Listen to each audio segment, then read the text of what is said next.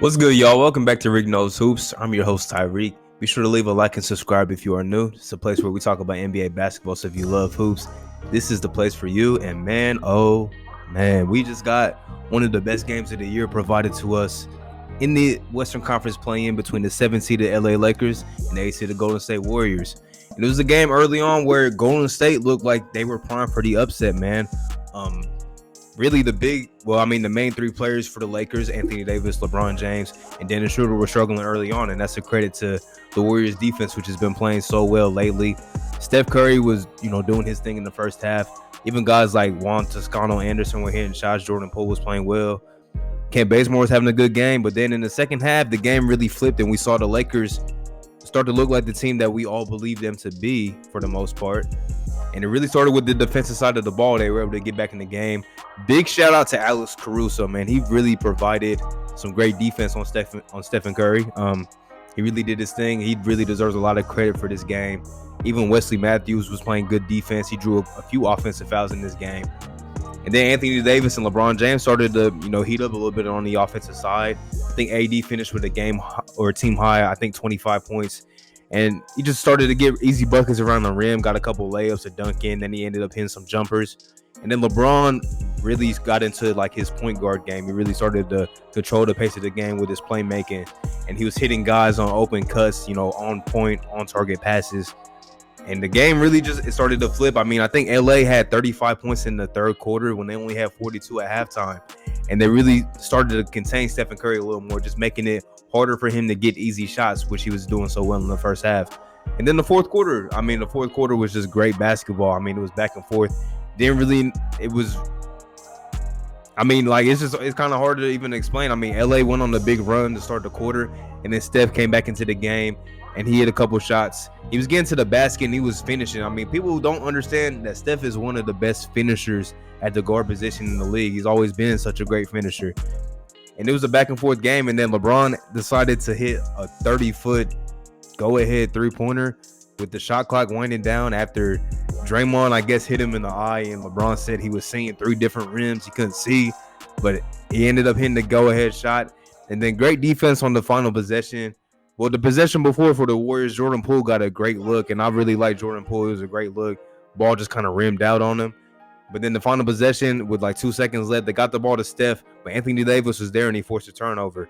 And, that's the game. The Lakers will play the Phoenix Suns in the first round. And I think this is a W for the play-in, just the whole idea of the play-in. Because I don't know what the ratings probably are for this game, but I would have to guess it's probably the most viewed game of the year. If not, it's definitely top 3, maybe top 5 at the worst. Because it's Steph Curry, it's LeBron, Anthony Davis. These two teams playing to get into the postseason. I think, this game probably provided a lot for the NBA. And as a fan, it was just a great game to watch. It was just playoff type atmosphere. I think the capacity for fans is up a little bit, so more fans were in the building. You could just sense the fans, affecting the game. When something big would happen, you could just feel that energy. And that's great. That's just great for the league, honestly, in general. Now for the Warriors, they'll have to play against the winner of the 9-10 matchup. We're going to talk about this game real quick. Because early on, the Grizzlies got out to a quick start. And I picked the Grizzlies to win this game. But I thought it would still be a close game because Pop's such a great coach. And he really knows how to coach, these critical games. These winner go home type games. And early on, it just looked poor for the Spurs. It just looked poor for them. But then after struggling in the first quarter, they got back into the game. And then this game got into a slow defensive type contest. But then late in the fourth quarter, guys like Dylan Brooks, who has had a very good season, had a really good fourth quarter. And he was a big reason on helping the Grizzlies close out this game. So the Spurs season is over. And now we get to see the Grizzlies go back to, I was going to say Oakland, but back to San Francisco now to play the Warriors.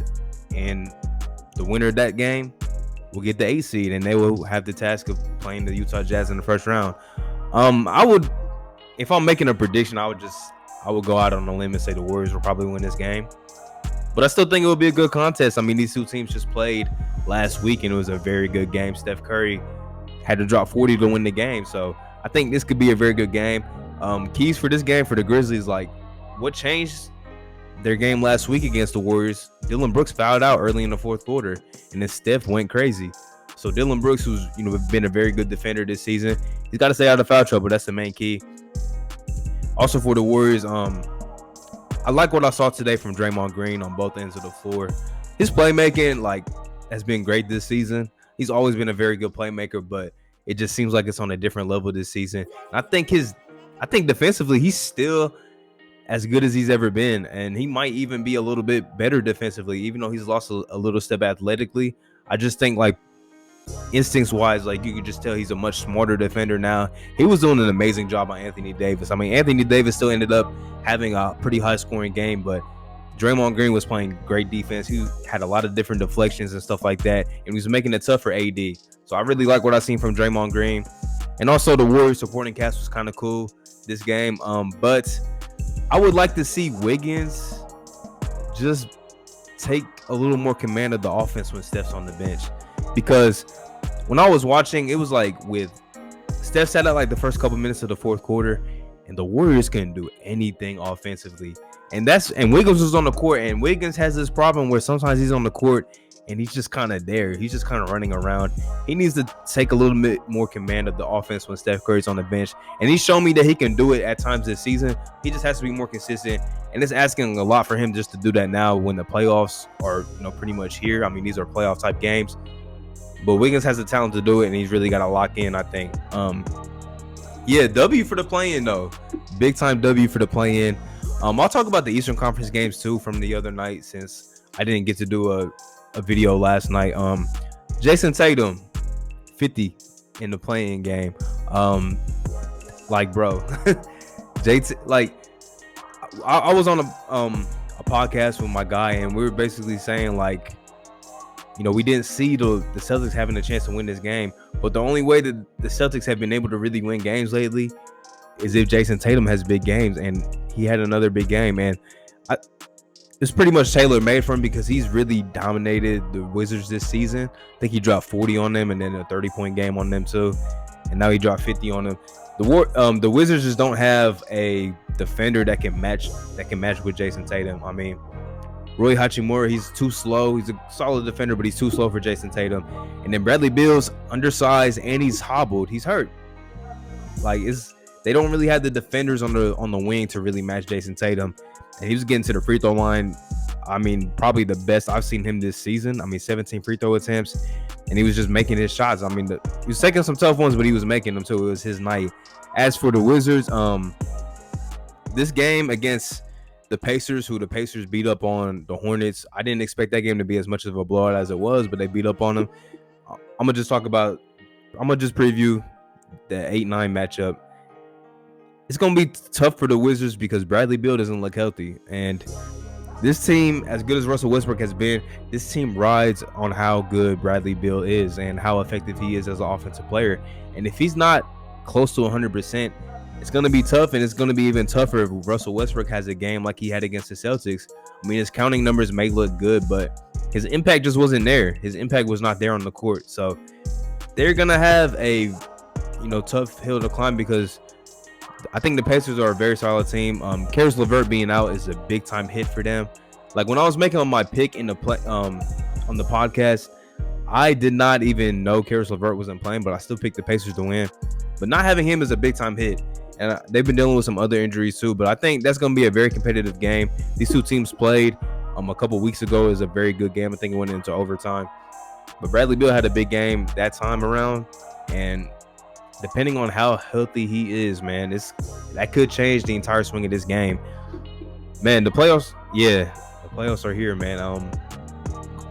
Swinging back to the Lakers, they're gonna play against the Phoenix Suns, and that is, I can't get over that's your reward for getting the second best record in the NBA. You get to play against LeBron James and Anthony Davis. That's just I don't know. That's gonna be a really good series, though. I think that is going to be, I can't even say that's going to be one of the best first round series because I really think every series that is set right now is going to be a good series, except maybe the Celtics and the Nets. That might be the only series that's going to be kind of quick, honestly, because Jason Tatum might be good enough to get you a game, but I can't see the Celtics getting more than one game out of that series. Especially because, Brad Stevens decided to really shorten his rotation the other night. But they're just dealing with so many injuries, man. And Marcus Smart, I think even was horrible last game. I think Robert Williams got hurt again. Like, it's tough for Boston, man. It's very tough for them. But man, the playoffs are here, man. Playoffs are here. 2 more playing games, and then the show starts this weekend. So I don't know. I'm gonna do when everything gets set. I promise y'all, I am doing a preview video of the first round. I guess I'll make predictions. I'll probably just make predictions too, because I don't really like making predictions because it's very subjective and people hold you to that. But I'm gonna make some predictions on those first round series. And I also got another video that I recorded about if you watch my LaMarcus Aldridge video, it's very similar to that. I'm not gonna tell y'all who it is, but tune into it because it's gonna be a banger. It's gonna be a great video. Just gotta finish editing, and it'll be up. If not Thursday, it will be up Friday for sure.